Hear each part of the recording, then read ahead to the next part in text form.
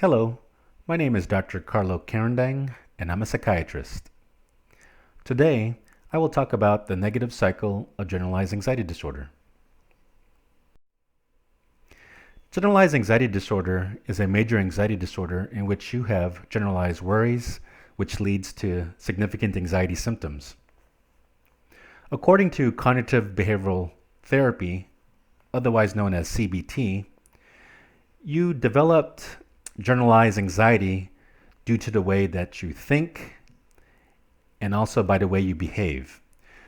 So if you look at these three circles, thoughts, feelings, behaviors, they all interconnect to one another to maintain your generalized anxiety symptoms.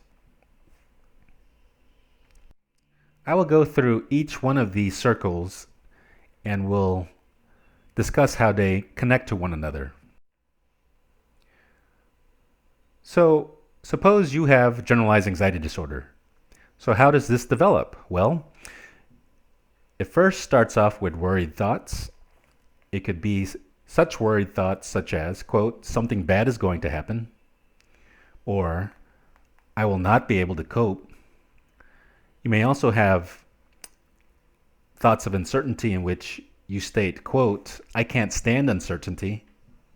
Or you might think, quote, the future and risks are unknown. Or you might think, quote, I must prepare to reduce the risk. So when you have these worried thoughts and thoughts of uncertainty, this leads to feelings of anxiety. So the thought of worry triggers anxiety and you feel the adrenaline rush from the fight or flight response. So the anxiety feelings that you have manifest itself with nervousness, tenseness, being unable to relax, and having disrupted sleep.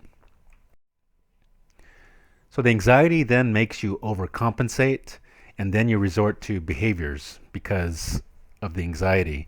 So when you are uncertain and it makes you anxious, then you resort to behaviors that increase the certainty. So you then plan ahead, you make lists, you over-prepare, you over-educate yourself, and you avoid, and you put things off.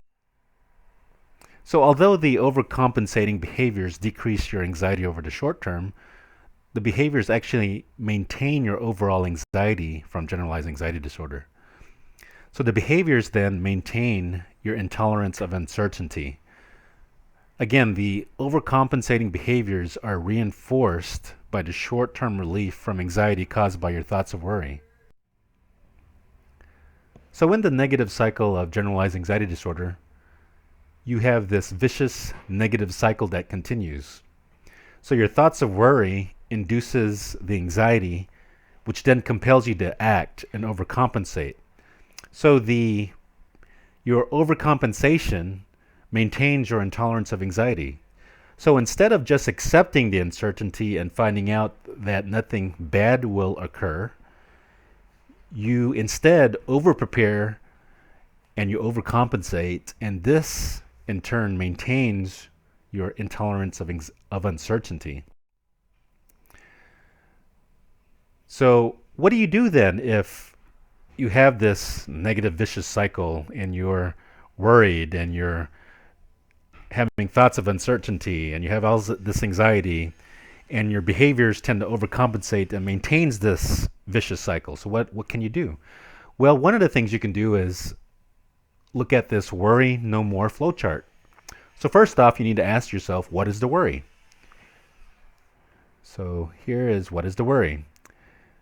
Then you ask yourself, you go down the flowchart and ask yourself, can I do something about this worry? If the answer is no, then you go down here and you let the worry go. And then you change your focus of attention.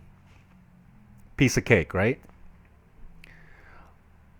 Also, if you answer that question as yes, that you can do something about the worry, then you ask yourself, can I do an action plan now? If the answer is no, then you schedule it, then you let the worry go, and then change your focus of attention until the time comes when you can deal with it in your schedule in the future. So instead of worrying about it constantly, you could just schedule it, let the worry go, and then change your focus of attention until you really have to deal with it.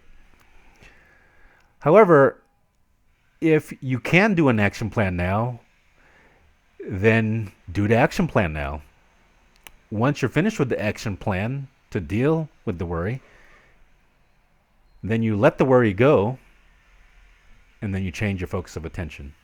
So this flowchart may seem trivial, but it actually helps you to break down what your worries actually are, if you can actually do something about your worry, and they also break down if you can actually do something about it now or in the future.